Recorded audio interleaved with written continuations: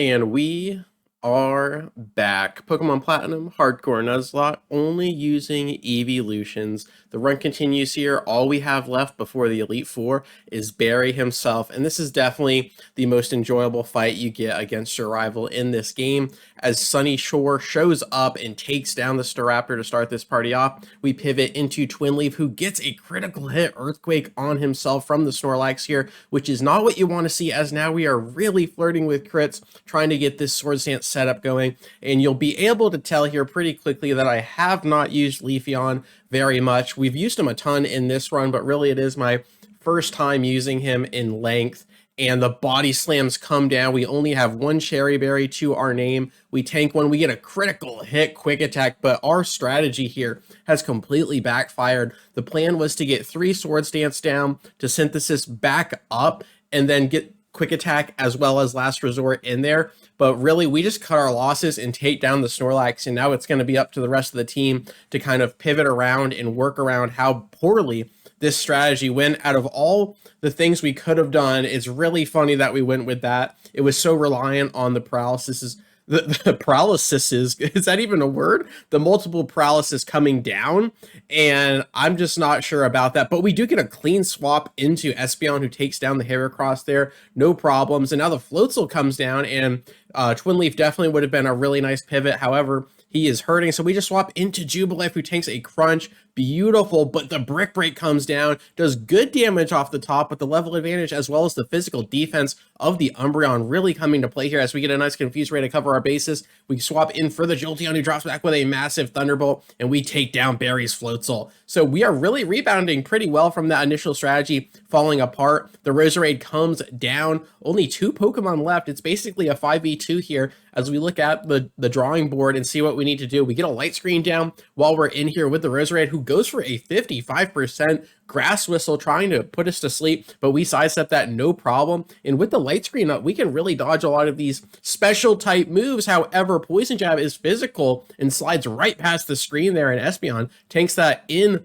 the battlefield as we snipe with a Stab Super Effective Psychic, barely holding on from the poison. And if Fernape had a pursuit in its arsenal, we would absolutely be dead. So thankfully he does not, and we are going to get to safety here. We have basically 3 fully healthy Pokemon now. I'm not sure if Infernape has Earthquake, but it does have a critical hit Shadow Claw as Heart Home takes that coming in, and it's a double critical hit Shadow Claw. That is not the first time that has happened in this run. It's actually the second, but we managed to live this one. Barry's defeated, and now let's take it a little bit easy going into this Elite Four. Let's not overlook anything. Let's do this right. All right, it is now time to take on the Elite Four with our Eeveelutions here. But real quick, let's check the PC and see everyone we lost along the way, as well as who we left on the table. And we actually leave our starter Leafeon. He just does not stack up well type-wise against this entire Elite Four, but that does mean we're missing out on that ridiculous attack, physical defense, and speed. So it's just a really tough spot for him, on top of the fact that he doesn't learn Leaf Blade until almost level 80. So if he had Leaf Blade, we might be able to make this work since it's such a clean move, but we try to get cheesy, and we saw how it went against Barry. So I think it's just better to rely on the other 6 team members. But we didn't lose anyone. We actually got a shiny Gligar there in the grass, which was really fun. But the only encounter we missed out on was the actual base Eevee. So as far as all of the potential Eeveelutions, we got all of them, and we haven't lost any. So there's a lot riding on that. I've never had a deathless run. I've had some where I've made it to the champion without losing anybody, but then I'd lose 1 or 2 in the champion fight. So this could potentially be our first deathless run ever, but I'm not foreseeing that. I do think we're probably going to lose at least 1 in this entire Elite Four.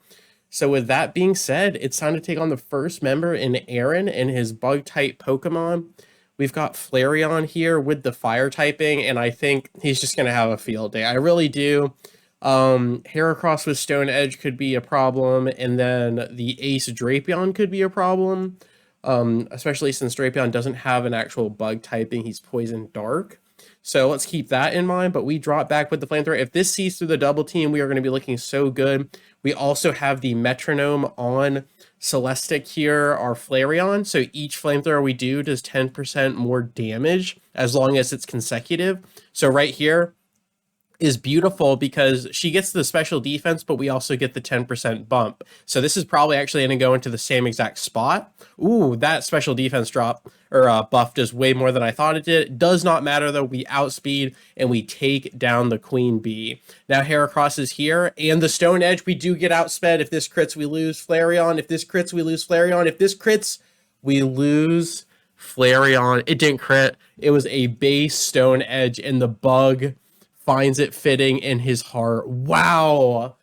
Flareon's special defense is a lot higher, but that was insane. So we just chuck out Espeon, who gets an absolutely disgusting psychic down.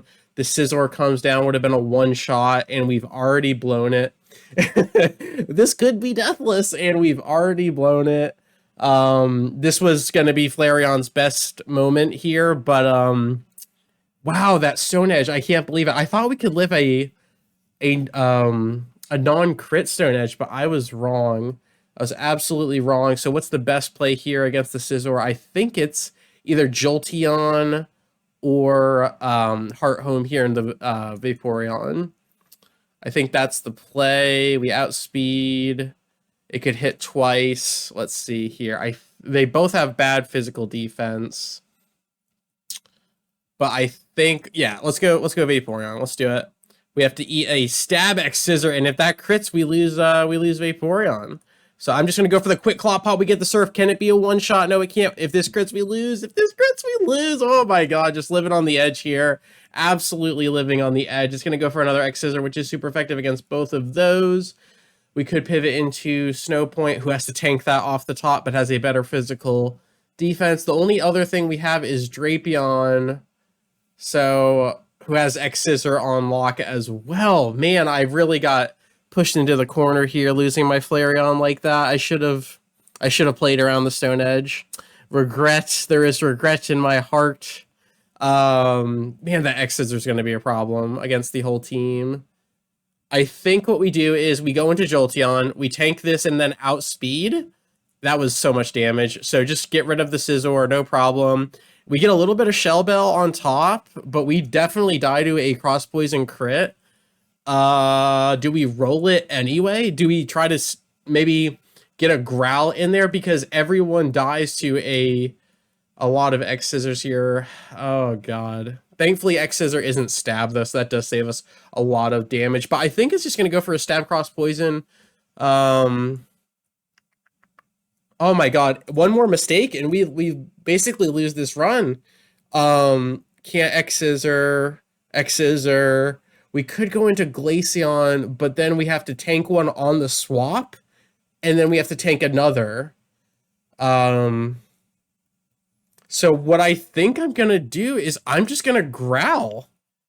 Lower the Drapion's attack. Now, if it crits through that, we're screwed, but if it doesn't crit, everyone's really safe going in. I don't know. I'm really feeling the Growl here. We do it. If this crits, we lose Sunny Shore. If it doesn't, we're in prime position. Absolutely. And now we're going to go into Snow Point. The Glaceon. Cross Poison comes down. No crit. Beautiful. The poison is here to stay. We have a Never Melt Ice. There is no crit as well. Can this one shot with the Never Melt bump? And the Citrus is here. But we now get outsped.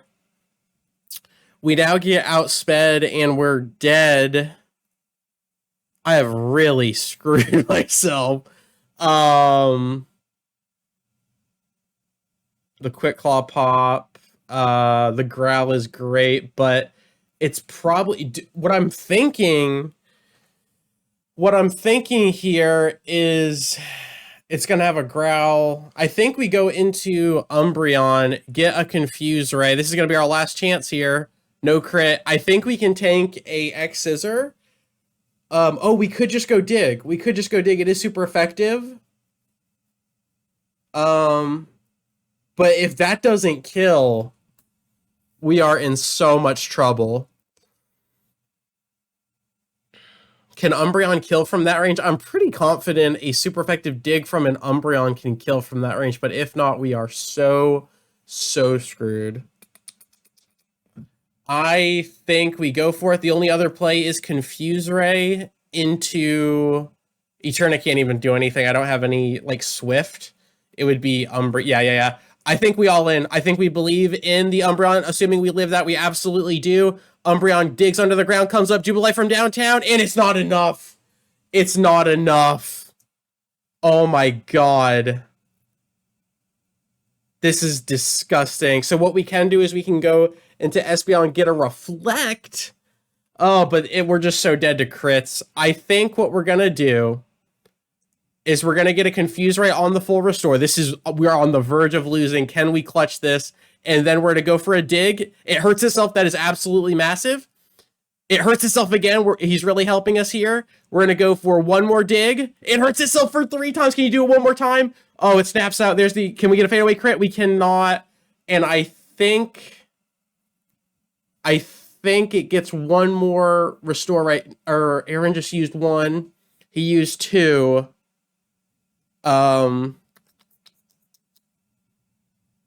I think Aaron only gets 2, so we're gonna go for 1 dig. Okay, if we live this, we win. If we live this, oh my god. What a ridiculous first fight. Aaron, you stud muffin with your bugs. We barely squeak out. Flareon is gone. We really need to curb stomp these next few fights just to redeem ourselves. That was egregious. Coming off of my Dragons Only where Kingdra went down, this is starting to become a staple of the channel. Absolute insanity. Okay, it is time to redeem what has been lost in that last fight. I think we're going all in on the Glaceon here. Vaporeon is also a fantastic option against Bertha and her ground-type Pokemon. This one's going to be for Flareon. Everything we do here is going to try to recover from that loss, but I think this is just a much better matchup for us. I think I always underestimate that Heracross. That Stone Edge was just immaculate, and you got to tip your hat to Aaron. You really do. So here we go. Bertha comes down. 5 ground-type Pokemon. Whiscash is actually the only one that resists, but I think we're going to be just fine. We have Never Melt Ice and an insane special attack. On top of that, we get a Freeze, which is unbelievable, but Bertha comes down with the full restore. She absolutely does, and that's probably going to be another full restore, but if not, I'm going to go for a Water Pulse, and we squeak by. We get a fadeaway crit on that. Beautiful, and I think that is just going to showcase how this fight is going to go.